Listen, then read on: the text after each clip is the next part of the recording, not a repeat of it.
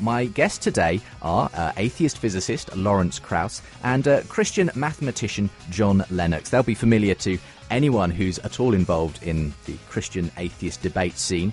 And the DVD that we're using as the basis for our discussion today is called The God Question. Essentially, it's a DVD looking at the big questions in science and faith. But on today's programme, we're going to be looking at the cosmos and asking, does it leave space for God? Well, let's introduce our guests on today's programme. Let's start, first of all, by welcoming to the programme John Lennox. John, thank you so much for joining me today. Oh, it's my pleasure. It's great to have you back again. Just give us a little background, though, to what's been going on for you in the last year or so. You're a very busy man. Tell us about some of the things you've been up to and some of the speaking events that you've been part of. Well, in the past year, I have been in the United States a few times and doing lectures at Ivy League universities like Yale and Brown and so on these big questions of science and God and ethics. And what I've discovered is an enormous interest. I've been surprised, and the organisers have been surprised, at the huge crowds who've come and the intelligence of the questions. So God is very much in the agenda in the top universities in the world. And just recently I did the speech at the UK National Parliamentary Prayer Breakfast, and I found that quite an interesting experience. So all in all, it's been a very busy time. You seem to be in demand more than ever at the moment, John, and you indeed were one of the contributors to the God Question DVD that we're using as the basis for our discussions today. Do you want to tell us a little bit about how you got involved in that? The fundamental idea, as you've explained, is the idea for your programme. Let's give a fair public hearing to both sides and let the people judge. And I felt it was a great opportunity to be on a DVD with people as diverse as Stephen Weinberg, Richard Dawkins and Christopher Hitchens on the one side, and then leading Christian thinkers on the other side. And I feel that this is the kind of thing that can open up the public debate rather than close it down. There are so many productions that are simply polemic in one direction. And my experience recently is that particularly young people, they're much more interested in hearing two sides of a case and coming to their own conclusion.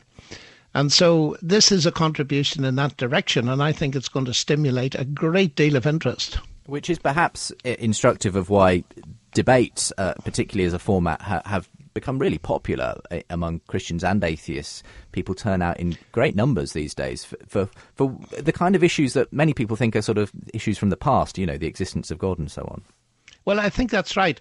I think, though, that we're moving slightly away from the adversarial type debate, more to the type of thing you do in your programme, which is a moderated discussion. And that, although it's more informal than a debate, often I think can carry more weight because it gets closer to the people. It doesn't demand an intensely prepared 15-minute speech with every letter in place. Yes, indeed. And it's much more real, spontaneous in the right sense, where people are talking about what they really believe rather than speaking to a prepared script, at least in the initial stages.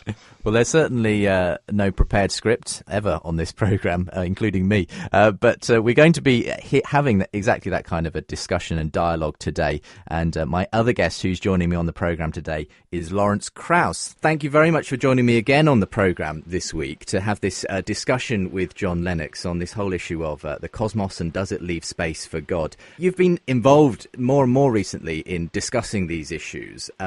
But I remember from what you said last week, what you're really concerned about is not so much attacking religious belief, but making people understand what science is about, what the universe is about. Is that correct?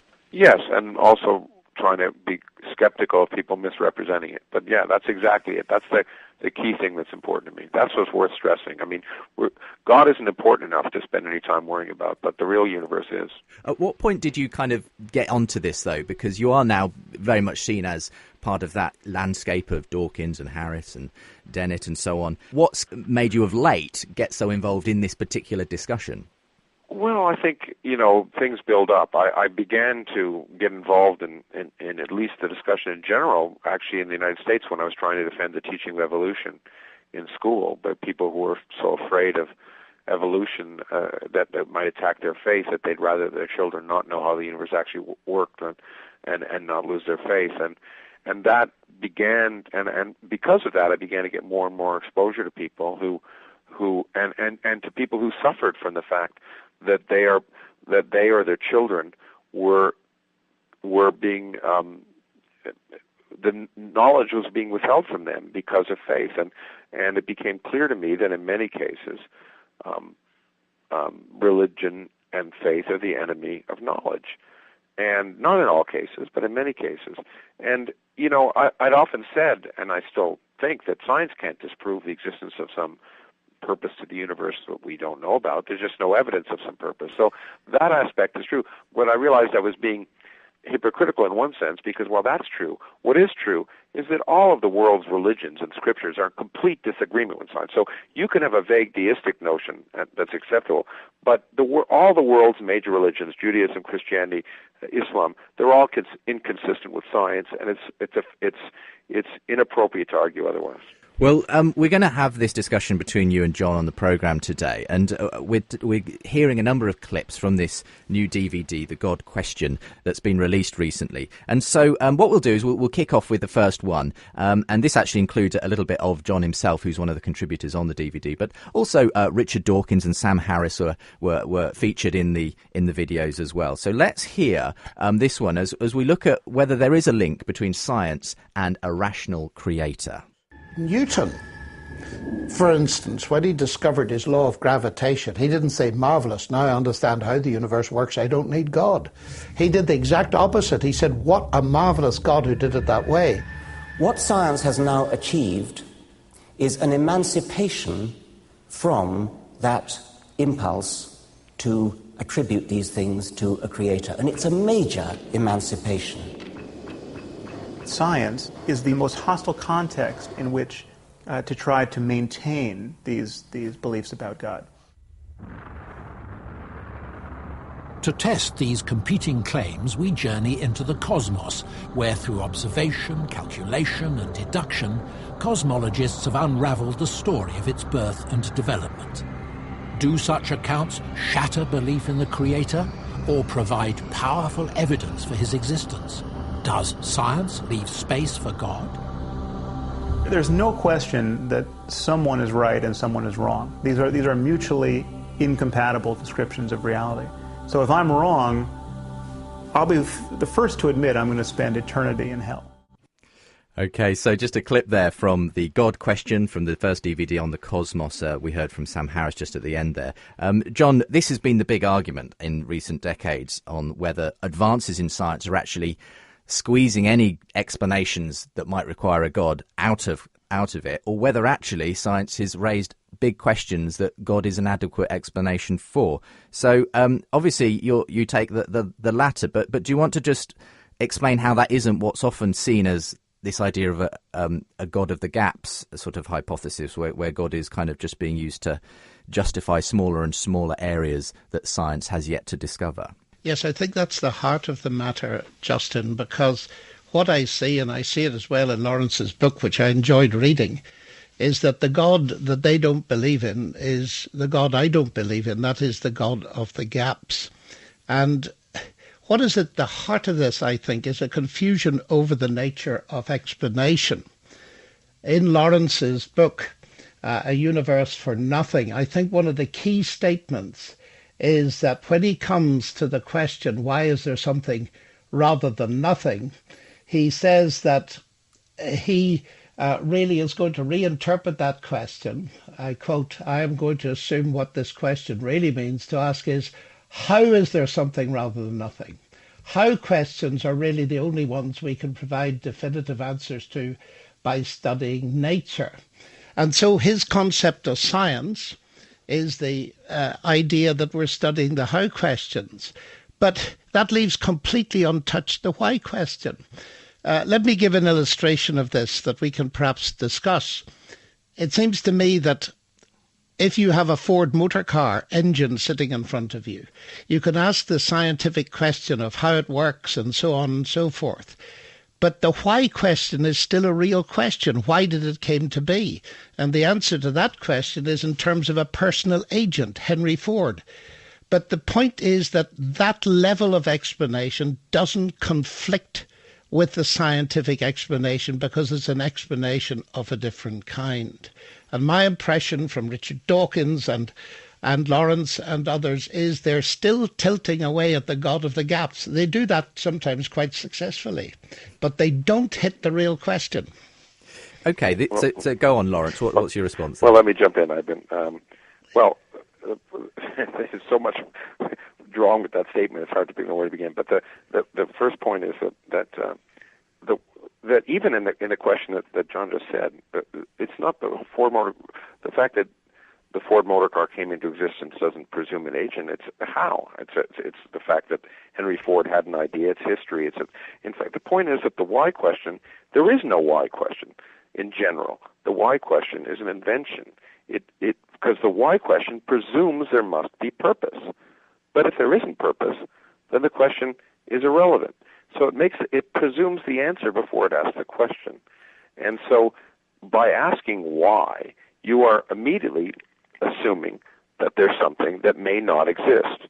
And in every case, including the case of the Ford motor car that you just discussed, when we say why, we colloquially mean, we say that in a vague way, but what we really mean is how.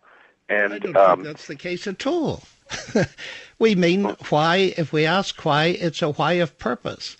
And you are, I think, falling into exactly the same trap you're describing. What purpose do you ascribe the universe to? What was the purpose of the universe? Oh, the purpose of the universe is that God... What if there's no purpose, John? Oh, well, I'll investigate... Then what's the why question got to do with anything? It presumes there's a purpose.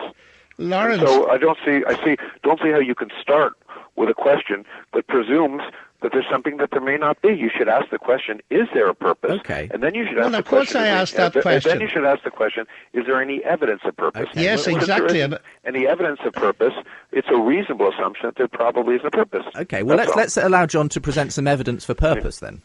Well, I think Lawrence is falling into the same trap he's describing. He seems to assume in his book that there's no purpose. Certainly the correct question to ask... I just need to see some evidence for it. Just half a second. I think there's massive evidence for it. The big evidence for it, speaking as a scientist, if you'll allow a pure mathematician to be a scientist, Lawrence, is the very fact that we can do science, that the universe is rationally intelligible, and that atheism simply undermines that. This is my biggest problem with your conclusions from your book, is that the book becomes unintelligible if I take your view, because the very mind you use to study the universe is, according to you, the end product of a purposeless, naturalistic process. Well, then why should I trust it? And that's why I agree very strongly with... Hold on, you're a scientist, right? You're claiming you're a scientist. You should trust it because it makes predictions that are validated by observation. That's the only reason you should trust it. I'm very impressed. Not because it's rational or because it's intelligent or because it's stupid, but if it makes a claim and then you go on and do a test and the test doesn't work, then it's wrong. But it's the fact that we can understand those claims. It's at a higher level than that. I'm very impressed by your colleague Thomas Nagel's arguments recently that the naturalistic project is defeating itself, and he's an atheist on your side. Well, I don't care about people's comments or versions. Let's stick to the question itself. And I mean, I hate arguing the basis of authority, which is too often what's done on the theological perspective. And the point is that science proceeds, and the fact that the world is intelligible is truly remarkable. The fact, however, that our minds, which arose by a process of evolution within a natural context, can understand the laws that govern that natural context, it's amazing but not miraculous. It's not surprising, perhaps, that our brains, which are physical objects, happen to be able to, and since consciousnesses have risen, happen to be able to understand the same physical universe in which they arose. It's entirely consistent, I think. We don't understand how that happened, and okay. It's amazing, but not miraculous. Okay, so it's not miraculous, says Lawrence, John. But it's amazing. Yeah, but it's remarkable. Okay, Absolutely remarkable. Let's allow you to respond then, John. Well, I think that remarkable quality of it, and that we find ourselves to be persons being capable of purposes, is very consistent with the idea that behind this universe there is an intelligent God who has purposed it in the sense that he's caused it to be, and that the whole thing exists in order for us to explore the very universe we find ourselves in. And also, Lawrence asked me what its highest purpose is. Its highest purpose is that we, in the end, should not only do science, but be able to have a relationship with the God that created it all. Now, that seems to me to be perfectly consistent. But it seems to me to be incredibly arrogant to assume the universe was created for us. Moreover, to argue that it is... Well, why is it arrogant? That God is very, very inefficient, that he had to create a universe Lawrence, with 100 billion galaxies so that we could exist. Oh, come on, Lawrence. You've answered that question yourself.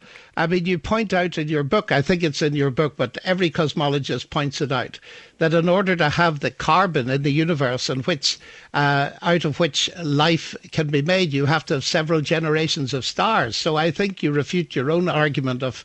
No. But the point is that, the point is, I don't know what life can be made. I know what our life is made of. I don't know what all life forms can be made of. I don't even know if carbon has to exist for life forms. All I know is most of the universe is incredibly hostile to life. So to suggest that the God created this universe is just like the suggestion that God created me and designed me to be able to sit at a computer. But of course he didn't, because my back isn't designed to do that, which is why I get back pain. You're not alone in thinking that, and it would be at this point very relevant, I think, to play a clip that I've got lined up here from the DVD again. Is the universe a place of pointless waste? Well, that's certainly the view of Michael Shermer and Sam Harris, who are both contributors on this DVD as well. Let's just hear a very quick snippet from the DVD on their view on this. Right off the bat, why would a deity make a universe that's 13.7 billion light years in radius, in which practically none of it is usable? It's just a waste of stuff. Why would a deity do that? It is the most wasteful and painfully wasteful system we could possibly devise. Nowhere in that mayhem is there the suggestion that man is somehow central. So, John, let's hear your response to this, because I think a lot of people, this comes to them. It's like when you look at the massive size of the universe, we are a tiny little pale blue dot, as Carl Sagan put it, I think, on the edge of the Milky Way. Isn't it incredibly arrogant to assume that all of this is here because we were purposed by God? It would be if we had no direction as to the fact that that is the case. Let me take first the scientific side. That if it is necessary to have all this great size and great length of time to produce human beings on a planet, the only beings that we know that can actually do science and be aware of this wonderful cosmic environment which we are, then that in itself, to my mind, would be an indicator of how important we are if it takes all this. But of course, Justin, I have another source of information, and I take seriously, Lawrence said at the beginning that all religions are inconsistent with science. I think that's a sweeping assertion that is false in the Christian case. But did Jonah live inside the whale? Yes, of course he did. Oh, that's consistent with what we know about science? Well, yes, I believe that... How many people live inside a whale? Now, just half a minute. Your knowledge of biology and oxygen and the way the ocean works. Do you think that's consistent with what we know? Lawrence, you haven't, let me finish my answer, and you've now raised the question of miracle, which I'm very happy to discuss in detail. Okay, sorry. But I'd like to finish my first point, which is that I do believe that God, if there is a God worthy of the name, I'm not surprised that he's revealed something about himself. And what he has revealed is that human beings are unique. They're made in his image. And that gives them an infinite value. I'm not impressed by arguments that say size, time, and so on are measures of value. We value some things that are extremely tiny and extremely small. A diamond is much smaller than a lump of coal, but I think people tend to value diamonds more. So the question is, do we have any information as to the status of our universe? And I believe the status as revealed in the Bible is that the universe has been created as a home for human beings made in God's image. And that changes the whole scene for me. And I see nothing in science that's inconsistent with that. Well, let's jump. Do you want me to jump in or not? Yeah, please do. Please go ahead, yeah. Justin, I don't want to. Okay. Let's see.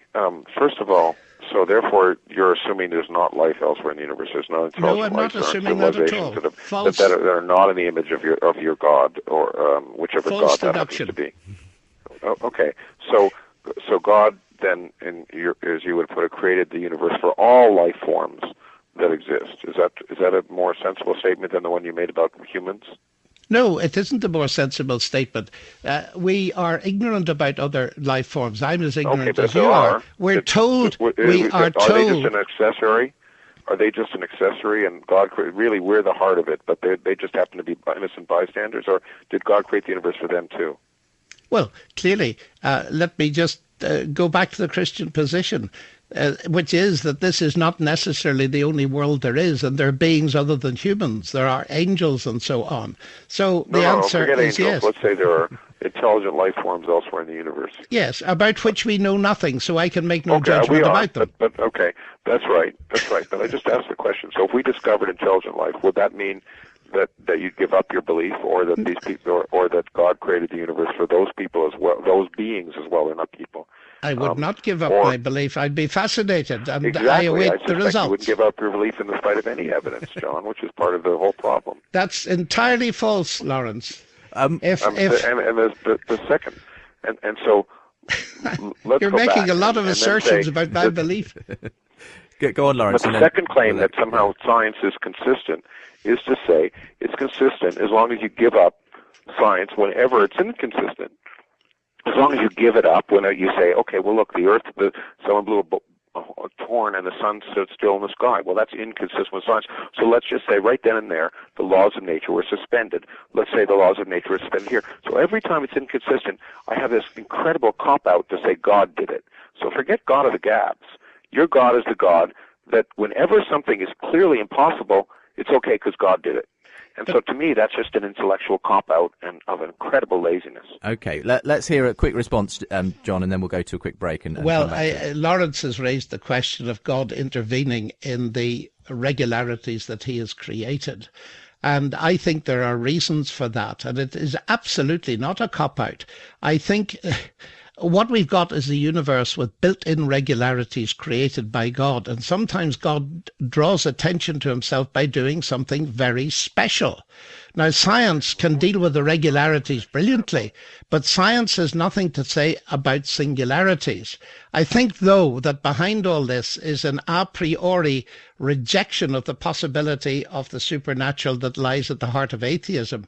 And therefore, Lawrence is bound from his position to reject any particular instance of it. And we really need to deal with the a priori question before we deal with the particular instances. So let me just say, we have never, and you and I have never, well, maybe you have never witnessed the laws of nature being suspended. So the fact that it's never happened during a time in which one can validate it as a scientist, which needs to test it to see if it's really true, rather than accept it on hearsay or accept it on faith. So that clear fact doesn't seem to get in your way. The point is that I'm not presuming that miracles can happen. I'm just saying there's never been any evidence for them. And if you claim they have happened, I think you, as a scientist, one would have to argue that one should accept the evidence for them. And so, well, that's right. As a very famous biologist once said, he's an atheist when he goes in the laboratory. He doesn't assume there's some invisible hand twiddling the knobs trying to trick him. He's measuring nature and he's making a prediction, and the observations will happen. We're going to have to take and therefore he'd be crazy to not be an atheist outside of it. We're going to have to take a quick break there, Jen. We were in a discussion about miracles in that first half of the program there. I would like us to return to that, and I think it will come out as we continue the discussion in a moment's time. Just perhaps time to hear just another little bit from the DVD now. And of course, one of the big issues in science and the science and faith dialogue recently has been the issue of whether the apparent order in the universe is evidence for a divine hand, a sort of creator, a mind behind the cosmos. Let's just hear a clip from the DVD as a few different people give their thoughts on the whole aspect of the origin of the Big Bang and fine-tuning of the universe and that kind of thing. In terms of where the Big Bang came from or what started it, what powered it, we don't know. And that really is genuinely difficult. We don't know. We understand essentially biology, we don't understand cosmology. In a sense, we could say cosmology is waiting for its Darwin. A further mystery perplexing scientists is why, from the first seconds after the Big Bang, order began to emerge from what could have been complete chaos. It was a big mystery as to how the Big Bang went bang and produced such order in the universe. Because if you put a stick of dynamite in a pile of bricks, bang, you've got a total mess.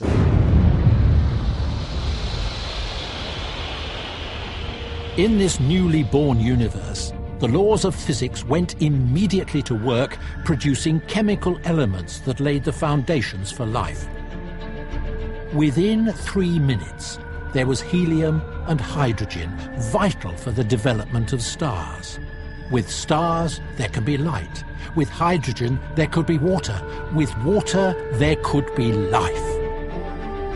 What you see is something which is almost completely featureless, just hot gas, and yet now we have the extraordinary richness and diversity of the galaxies and the stars, and all of this has developed since. If life as we know it was ever to exist, the elements formed in the early universe needed to be in the right balance. In the case of helium and hydrogen, somehow that was the result of split-second timing. If, in fact, the elements had formed not at the end of 3 minutes, but at the end of 30 seconds, then the universe would start out as almost pure helium, with very little hydrogen. Now, hydrogen is pretty important to us. Would the little bit of hydrogen left be enough to allow for the existence of life? I don't know. I mean, it would be a very different universe. Just another clip there from the DVD, The God Question, and that aspect of it raising questions around whether we can deduce any purpose behind the apparent fine-tuning of the universe. Steven Weinberg was the last voice you heard on that clip, who is an atheist physicist himself. Others included Paul Davies, Kim Weaver and Richard Dawkins in that element from the DVD. So, Lawrence, I know this is an area that you are strongly opposed to the idea of inferring any kind of design, but just because of these apparent fine-tuning aspects of the universe. Well, there aren't as many apparent. I mean, first of all, I found that a number, at least the narrator in that video, incredibly misrepresented things in terms of the elements forming.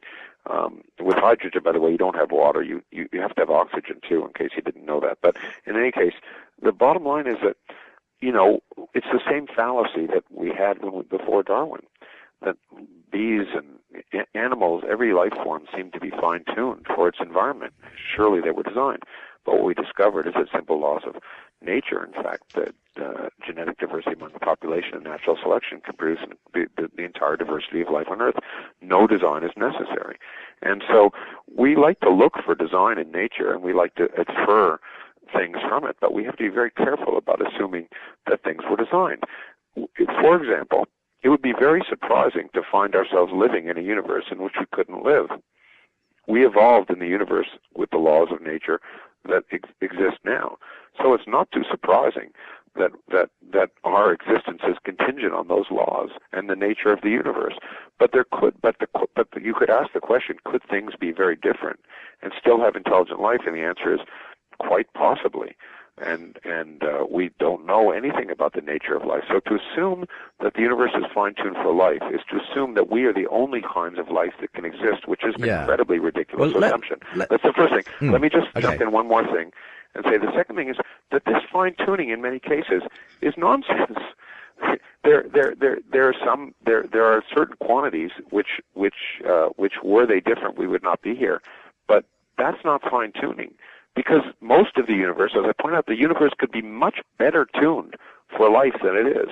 In fact, perhaps the biggest supposed fine-tuning problem, which is the energy of empty space, which motivated my recent book, in some sense, the fact that the energy of empty space is remarkably small, 120 orders of magnitude smaller than we would have predicted, but it's not zero.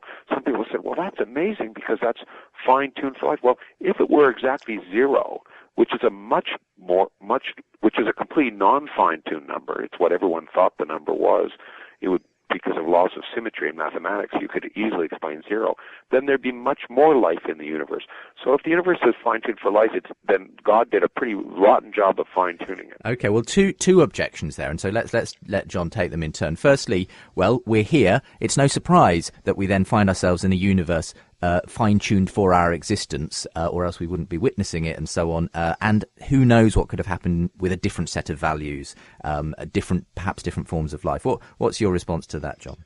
Well, it's to say that that remark doesn't answer the question as to why there is a universe that has permitted life like we've got it. I think John Leslie, the philosopher, he made the point long ago that Lawrence's point is like saying, if a firing squad is shooting at me, to say to me, you shouldn't be surprised if you find yourself alive after they shoot, because after all, that's the only thing you could experience. And Leslie said, of course, your surprise would be that they all missed. So I think that statement actually completely misses the point. It doesn't answer why it is, or even how it is. Going back to Lawrence's insistence on the how question, how it is that there is a universe that's suitable for life. So I find myself, and it's interesting here because Lawrence clearly belongs to those cosmologists who are skeptical of fine-tuning. But there are many who are not. And how do I choose? For instance, Stephen Hawking, in his book, The Grand Design, is massively impressed by the fine-tuning, so that he has to go to enormous lengths, which I find unimpressive, to explain it away. And the final point I'd make here... Well, I mean, fine-tuning exists, but you're telling me that fine-tuning exists so we can be here, and that's a very different thing. There's certain constants that are not understood, that have very weird and unusual values. We call that fine-tuning. But it's not at all related to the existence of human beings. And to make that assumption, I see. Yes, I see. Understand the statement. I see the point you're making. No, there's fine-tuning. There's fine-tuning at the biological level, and there's a fine-tuning at the cosmological level. And I was taught physics by John Polkinghorne, Lawrence. And well, that's probably part of the problem. But then this is a question. You're making a statement. You don't like me responding to authority, but you're making a statement that the fine-tuning is not to be taken seriously, when I find that the majority of the voices, including Paul Davis, your colleague, seem to be going in the opposite direction. And what's more, I find it very consistent with the motivation of Newton and Kepler. I mean, one of the big things in this is the history of science, that it exploded in a Christian background, and belief in God, far from hindering the rise of science, was the motor that drove it, because people... Look. That's a fallacious argument right there, because it's not a fallacious. Why is it fallacious? Hold on, the Christian Church was the only game in town. It was the National Science Foundation of the time. If you weren't associated with the Christian Church, you wouldn't be educated. So the fact that it arose out of the only authority, that money and power at the time, is not too surprising. Oh, but what you're forgetting is that there were other cultures like the Chinese. And you will recall that Joseph Needham, the expert chemist and sinologist, for years tried to fit the lack of rise of modern science, abstract science in China, into the atheistic Marxist principle. And in the end, he came to the conclusion that the reason that modern science didn't rise there was their lack of the unifying concept of a creator. So I think there's evidence in the other direction. Well, I mean, I think that kind of historical argument, again, is just, first of all, I think it's ridiculous, but secondly, it's irrelevant. The point is, what the origin, whether there was a Christian society or whether science, let me even agree with you for a moment and say, okay, science owes its origins to Christianity. Thanks very much. We don't need you anymore. You did a great job. You got us here. Now get out of the way. But Lawrence, that seems to me to be very superficial, because the basic premise that shot science forward is this rational intelligibility of the universe. And the fine-tuning is very consistent with it. You know, this is a cumulative argument. The first statement you say is correct. The second statement, you don't know what you're talking about. I'm sorry. The fine-tuning that we're amazed at is a fine-tuning that is not directly related to the existence of human beings. But it's directly half a minute. Of course it is, because if you didn't have a universe like this, you've just told me, we wouldn't have human beings in it. So the relationship is clearly there. It's related to the existence of stars and planets where there's no life. It's necessary. That's correct. That is absolutely correct. It's also absolutely necessary for supernovae that explode, that probably kill life forms on their planets. It's responsible for everything that happens, absolutely. And because life exists in our universe, that's a corollary of the universe having its current properties. But it's not. There's no evidence that is the guiding principle behind those fine-tunings. It's responsible for everything we see. Because life exists in our universe, obviously it's one of the things we see. Just a quick response, John, and then I'd like to move us on to a different aspect. Well, of course, the unspoken question hanging here is Lawrence constantly talking about the laws of nature. It does raise the question where those come from. And that, again, that mathematical describability is, to me, evidence of an intelligent creator. Well, let's talk about this. Nice, it's evidence for you, but that's a leap of faith on your part. Well, let's talk about this, because this does come up in other aspects of this DVD as well. This kind of the fact that the universe seems so fruitful to rational inquiry. It seems open, willing almost, for us to discover these symmetries and these laws and so on. And it's your contention, John, that it needn't necessarily have been that way, but the fact that it is, for you, it denotes that there is some kind of an intelligent mind that almost wanted us to discover this universe. I think that's right, and I think Lawrence agreed with that essentially by saying it needn't have been that way. There could have been all kinds of other things. But the fact that it is that way and that we can understand it, at least in part, certainly reasonably points in the direction of a rational creator. I think so. The beautiful symmetry of a snowflake. Yes. Which is just due to the fact that hydrogen is a polar molecule with 57-degree angles or whatever. It looks, if you looked at it, it looks like a Christmas ornament. It looks like there's a purpose because it's so beautiful and symmetric. It's an accident of chemistry with an electromagnetism. And this is, all humans are hardwired to be looking for, I think, I don't know, I'm not an evolutionary biologist, but it certainly seems when you make statements like that I see beauty, I see regularity, therefore must be a designer, well, then you're arguing in some sense that every time a snowflake is made, someone's designing it. And of course, that's not the case. No, not at all. No, that's absurd. You're quite right. It is something coming from those wonderful laws of nature whose origin you haven't told me about. But I think we need to distinguish a couple of things here. One of the things that convinces me even more that there's a designer is the semiotic nature, for instance, of some of the things that we have discovered relatively recently. We are people that can produce texts, and we discover in each of the 10 trillion cells of our body, there's the longest word we've ever discovered. Now, you were saying earlier, and I agreed with you, that we virtually know nothing about the origin of life. Dawkins admitted it on that clip. But surely just a minute, whatever the processes, the natural processes involved, here we are faced with text, with meaningful text, full of codons and coding for things. To my mind, that is very consistent and points towards the concept that comes at the beginning of John's Gospel. In the beginning was the Word, all things came to be through him.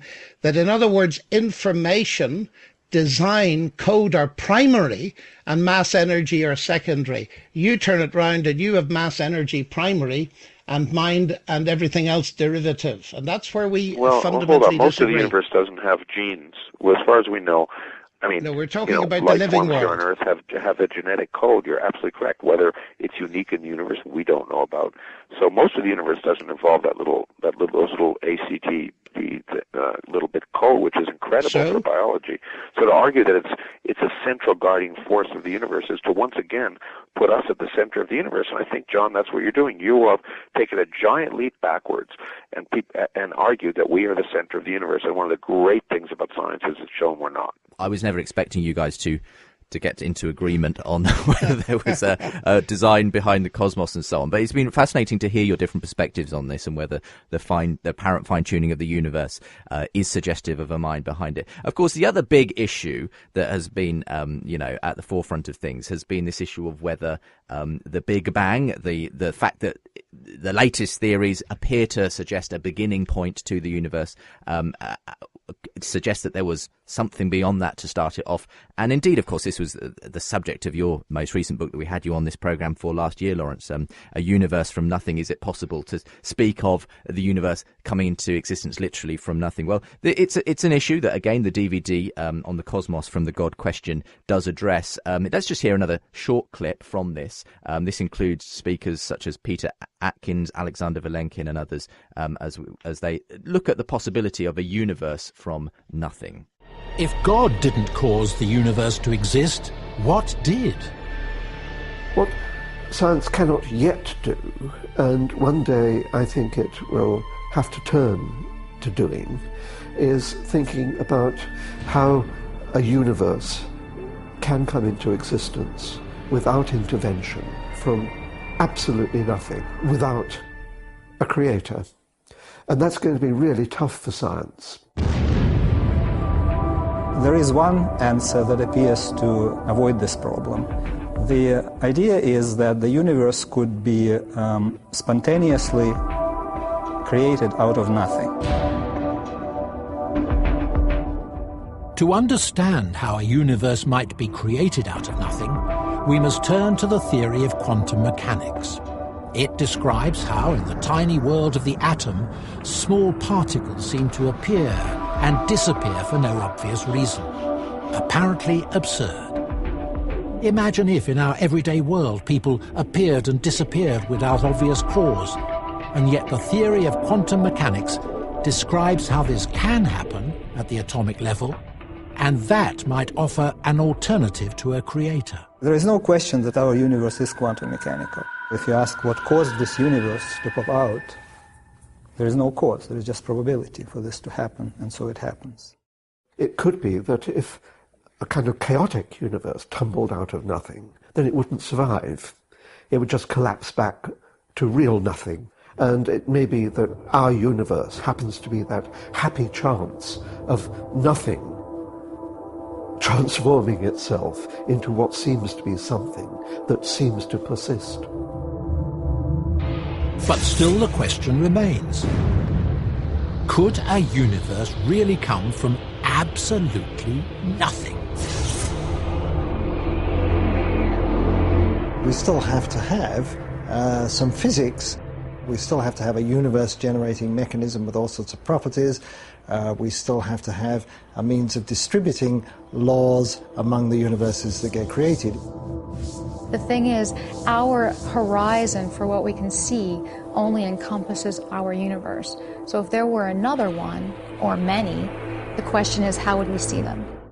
There you go. Another taster from the DVD, The God Question, and this is the first DVD in the three-part series on the cosmos. Does it leave space for God is the question that we're asking on the programme today. So coming back to this question then, gentlemen, that we heard in that clip from the programme, this idea, it seems very counterintuitive, Lawrence, and in your book you attempted to show why you do believe that it's logical to talk about a universe literally popping into existence from nothing. Do you want to reflect on what you heard in that clip? Yeah, well, again, I'm a little worried about this DVD now. I haven't seen it, but it seems to be pretty biased. But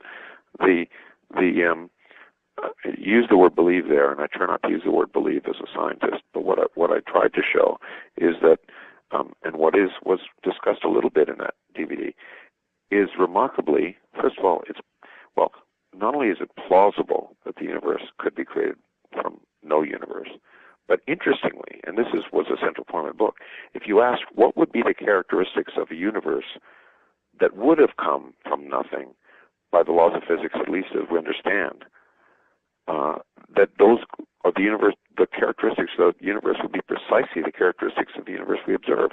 Does that prove that happened? Absolutely not, but it makes it plausible. And the fact that it's plausible is remarkable and worth celebrating.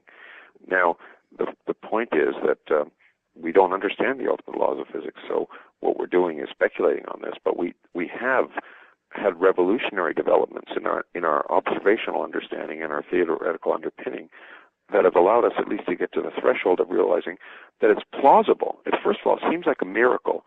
In fact, it was a miracle of the Bible, that you could get 100 billion galaxies, well, no, in the Bible because I didn't know about them, but that you could get everything we see in the universe, all the stars, from those stars. It seems like it violates some laws of physics, and one of the great discoveries is it doesn't violate any laws of physics to create all of the observed matter in the universe from no matter. It's the first kind of miracle that science has shown is not a miracle, and then one can proceed from there. So this question, it does seem counterintuitive, but the great thing about science is it has told us that our intuition is not worth relying upon. We, as Richard Dawkins often says, has evolved on the savannah to escape lions, not to understand quantum mechanics. I mean, you believe that in that sense, the discovery of Big Bang cosmology and the theories that now have actually squeezed God out of the explanatory position, if you like, rather the whole history of God the whole history of science is not just to squeeze God out. God was never there in the first place. It make it seem as if this God question is an important one. As Steve Weinberg, who was also on the video, said, most scientists don't even think enough about God to know if they're atheists. It's never discussed at meetings. You never need to talk about God to understand anything in the universe that we see. And therefore, God is completely irrelevant to the physical universe and everything we've discovered in the last 500 years. So God is never, it's not only he's been squeezed out, he's never there in the first place. Okay, well, we'll get a response from John Lennox on the whole question of a universe from nothing in a moment's time. John, let's have you respond then to this whole area of the beginning of the universe and whether it could have come from nothing and so on. Just give us your thoughts on that clip and Lawrence's thoughts on it. Well, let me take the last point first. You never need to talk about Henry Ford if you're discussing how a Ford engine works. There are different kinds of questions. So I take Lawrence's point, but I think it completely misses the issue. Now, as to the universe out of nothing, it's not that I simply find it counterintuitive. I find it totally incomprehensible, increasingly so as I come through Lawrence's book. What am I to make of, for instance, the statement, since something is physical, nothing must be physical? That, to my mind, pardon me for saying so, is complete nonsense. And what is nothing then, John? Nothing in the ordinary sense. No, nothing in the ordinary philosophical sense is the absence of. I don't care about philosophy. Well, that's your problem, Lawrence. That's your problem. But we're talking and science here. You are writing for the general public, and you're claiming that the universe comes from nothing, and you give 3 or 4 different definitions of it, which are increasingly speculative. And the first one, this business, since something is physical, nothing must be, is just a nonsense statement. What is nothing, then? Is nothing not the absence of something? It's the absence of anything. And it's therefore the absence of space. It's the absence. It's the absence. I'm trying to respond, Lawrence. I let you speak. Okay. You're not letting me speak. Okay. Can I say something? Go ahead, John. Go ahead. Okay. What it seems to me your book does, and is to, because you cannot answer the question in the ordinary sense of getting something out of nothing in its commonly understood sense, you make a series of progressively speculative redefinitions of nothing. You first of all have nothing as empty space or a quantum vacuum, and then you talk about electron-positron pairs popping out of empty space near a nucleus of an atom. So that's not nothing. You have to have atoms there for that to happen. And then you begin to try to remove space analogically using that first analogy. So it becomes increasingly more speculative until you get to the point where you say everything not forbidden by the laws of physics must happen. But that's nonsense as well. Physics doesn't prevent an earthquake happening in London, but it doesn't mean that that must happen one day. So I think you need to clear up your ideas about nothing. Well, I mean, now that you've misrepresented the book, we can go on. I mean, the point is that And the point is, you said as commonly understood, as commonly represented nothing. Well, I suggest to you that nothing is not commonly represented. Like many words, it's a colloquial term that means many different things to many people, including in the Bible, where nothing really referred to an infinite void, not which many people would say is empty space. And I think if you asked most people, what is nothing, you'd come up with the idea of empty space, for example. I've argued that's probably not a good enough definition of nothing. But if empty space is your definition of nothing, then it's perfectly, not only will something come from it, something is required to come from it. And so science has just changed the definitions, and people may not like that, but I call it learning. Okay. Well, you're trying to convince the world of this thing, and I find reading your book, and I think I've read it 4 times now, and I've enjoyed reading most of it. I find it less and less convincing. In fact, interestingly enough, I did a debate with Alan Guth at MIT not long ago, and I asked him about this question. I said, Alan, is it the case that when you talk about nothing, you are not talking about nothing in the commonly accepted sense of absence of being? And he said, no, we are not. So he seemed to agree with me in the common understanding of nothing. The question I would agree that absence of being is not a bad definition, and it's certainly clear that space and time didn't exist, and space and time came into existence. But then that ruins your initial statement. If you think it's absence of being, you cannot say that it is physical, since something is physical. Surely that's straight nonsense. Yeah, no, I have to know what being is to know what the absence of it is. Darkness is the absence of light. Don't you think I have to know what light is in order to know what darkness is? It doesn't define darkness. I have to know what light is. But I didn't make the statement, Lawrence. You made it. So I presume you know what you're talking about. And to say that because something is physical, you must know what something is, nothing must be physical. But nothing, by any definition, is it's the opposite of something. It's the absence of something. And you are attributing the property of physicality to something and its exact opposite, in fact, the absence of it. And to my mind, that is clearly nonsense. Well, let me make it clear. You misunderstand what I mean by physical. I mean, when I say physical, and I think you would agree with it, I'm saying that in order to define that quantity, it's not a spiritual quantity. It's not a ephemeral quantity. It's something that, to be accurately defined, requires a physical definition. And the physical definition of it is the absence of something. And that's a physical definition. Now, I'm not saying it's physical in the sense that there are physical entities associated with something. I'm saying it requires a physical definition. And that's what I mean. But a physical definition and saying that nothing is physical are two different things. What on earth do you mean by a physical definition? Let me move this on, gentlemen, if you don't mind, because I mean the question that this ultimately comes down to is in the end, even beyond the questions of how you define nothing and whether the universe came from nothing, is God a good explanation for the genesis, the creation of the universe? Now, I know that what you're going to say, Lawrence, is it just isn't an explanation. Only science can give us. Which God, first of all? Which God? I mean, the point is there's no explanation. God doesn't explain a darn thing, never has, never will. It's a word that some people invent. It means many different things in many different times in human history, in many different places. And so to argue that this non-defined, it's much worse than the word nothing. God has no meaning, no definition. It just is what people want it to be in order to allow them to understand something that they don't understand. And that, okay, that's fine, I'll buy it. But it doesn't explain anything. Okay, so Lawrence's contention is you're not actually, in the end, explaining anything, John, by suggesting that God somehow is responsible for the... Well, that's the same kind of thing as saying Henry Ford doesn't explain anything.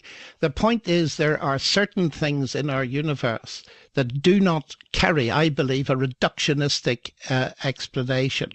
And Lawrence thinks, and the whole tenor of his book is this, that if you could reduce and reduce and reduce to what he calls nothing, and which I think is incoherent, then he's got rid of God. So what he's tilting against is the God of the gap. So he is whether he likes it or not, defining God as a God of the gaps. I believe that God is the God who created the whole show. And I must say in this, the God of the Bible, the personal God who created but not and the God of the upholds the Quran universe. or the God of or Zeus or any of those people. You're certainly claiming not. special knowledge that your God of your Bible is the one that did it. Yes, because I believe God revealed himself. Now, that's another issue, but let me come back just to this. I would stand with Alan Sandage, who's regarded, as you know, Lawrence, as one of the fathers of modern astronomy, discovered the quasar and so on, where he said, God to me is a mystery, but he is the answer to the question, why is there something rather than nothing? So there are at least some considerably high-powered astrophysicists who feel not only is there space for God, but space itself was created by God. I do not, I insist, believe in your God of the gaps. But that argument that some scientists believe, there are scientists in my country who are Republicans. I can't understand that either. All it shows is that people can believe many. Scientists are human, as most people may be surprised to hear, and the fact that some scientists are religious is just a reflection of their humanity. But it doesn't mean. Well, it may be a reflection of their intelligence as well, Lawrence. I mean, should I believe you or Sandage, for instance? I'm listening to you both. You should ask the question, what evidence is there? You shouldn't believe anyone. There are no scientific authorities. That's the key thing I try and convey. You don't quote people, Lawrence Krauss or Alan Sandage or anything else. The question is, what evidence does the universe provide? And that's what the listeners of this program should listen to, is what evidence, what physical evidence, what falsifiable evidence, what tests can you make? But you have given me no evidence for atheism.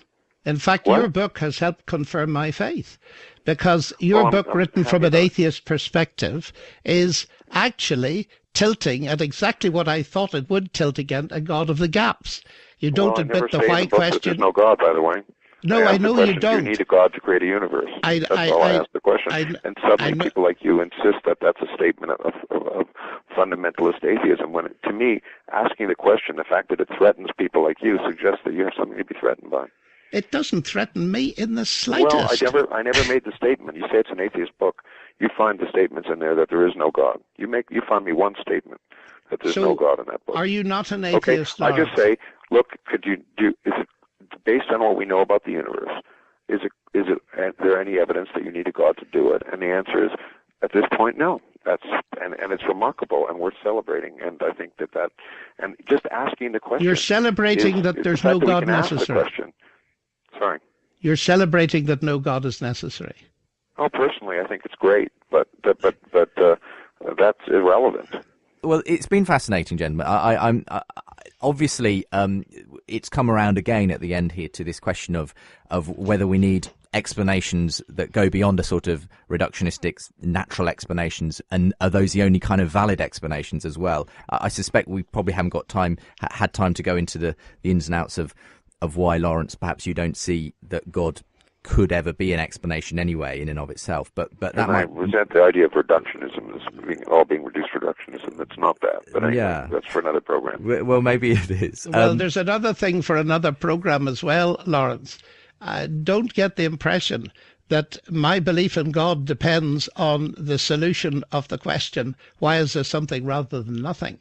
I think the marvelous thing about the Christian faith is that there's another dimension altogether, that God has revealed himself in the life, the death, the resurrection of Jesus Christ, and it's there that the main weight of the evidence occurs. And to add to that, there's the evidence of experience, the relationship with God through Christ. I discover not only in my own life, but that of many others is real. So it all fits together in a big cumulative picture. Well, I think you've revealed a lot, because what you revealed is that's the fundamental basis of your faith. And basically, since you believe so strongly, you're willing to you believe all the other stuff must fit in. So I think that's fine. That's you've been honest. But my faith is evidence-based, as you claim yours is. Well, you haven't. No, you didn't say that. You said it was based on all sorts of things about Jesus Christ and stuff. Yes, but this is evidence-based. I believe the resurrection occurred as a matter of history. Have you ever met him? Yes, I have. Have you ever? I mean, don't say it's evidence-based. It's based on your reading of the document. But anyway, that's a different... Well, but the document is evidence, Lawrence. Your science is based on a reading of nature. Of course it's evidence. What about The Great Gatsby? That's a document. Do you believe in The Great Gatsby? Well, you... I mean, don't look anyway. It's. I think the point you made is but that... this is an absurd comparison. Point is that the cosmology... Principia Mathematica is a document. I mean, in the end, gentlemen, if I can just interrupt because we must sign off here. Obviously, it is that whole issue of different. What counts as evidence? What are there other kinds of evidence that we can hold up as verifying our experience and so on? That people who do claim to that they have evidence of God's action in their lives, or indeed evidence from Scripture, history, and so on. But again, something for another program. In the meantime, gentlemen, it's been really fantastic having you both on. I was so pleased to be able to get you both. Sincere thanks, Lawrence, for making yourself available, and thank you also, John, for being with us today.